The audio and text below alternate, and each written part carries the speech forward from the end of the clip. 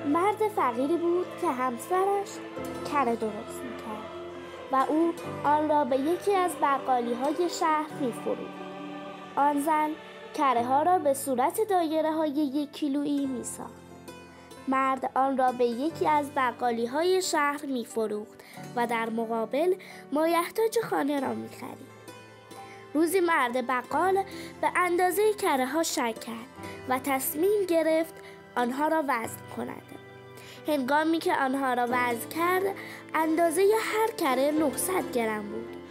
او از مرد فقیر عصبانی شد و روز بعد به مرد فقیر گفت: دیگر از تو کره نمیخرم. تو کره ها را به عنوان 1 کیلو به من میفروختی، در حالی که وزن آن 900 گرم است.